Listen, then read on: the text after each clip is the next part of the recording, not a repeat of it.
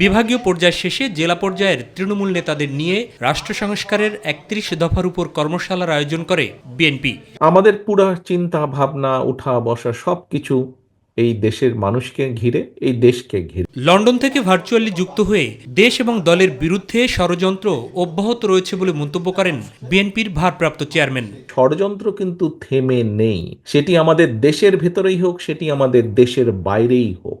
এই দেশে যদি একটি দুর্বল জনসমর্থনহীন সরকার, যারা জনগণকে রিপ্রেজেন্ট করে না, এরকম সরকারকে যদি ক্ষমতায় রাখা যায়, তাহলে এই দেশ থেকে অনেকে অনেক কিছু লুটে পুটে নিয়ে যেতে পারবে।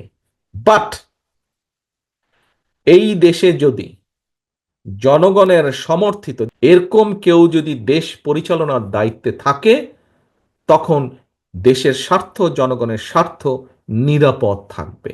দেশের মানুষের রাজনৈতিক এবং অর্থনৈতিক মুক্তির জন্য নেতাকর্মীদের কাজ করারও নির্দেশনা দেন বিএনপির শীর্ষ এই নেতা।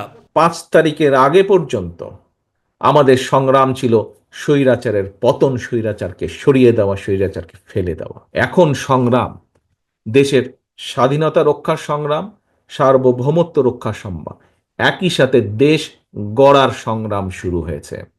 এই দেশের মানুষের রাজনৈতিক অধিকার, রাজনৈতিকভাবে দেশের মানুষকে অধিকার ফিরিয়ে দেওয়া, একই সাথে এই দেশের মানুষের অর্থনৈতিক ভিত্তিকে মজবুত করার যে সংগ্রাম, সেই সংগ্রাম শুরু হয়েছে। দেশ পরিচালনার দায়িত্ব নিতে, রায় নিজেদের পক্ষে নিতে জনগণের পাশে থাকারও আহ্বান জানান তারেক রহমান।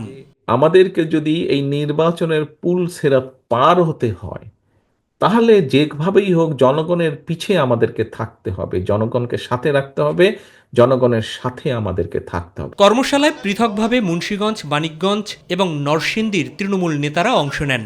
আপনার দলের পক্ষে সমর্থন নেওয়ার জন্য আপনাকে জনগণের পিছে বনবন বনবন বনবন করে ঘুরতে হবে আপনাকে, এছাড়া কোনো উপায় নাই। মাহবুব সৈকত, মাই টিভি, ঢাকা।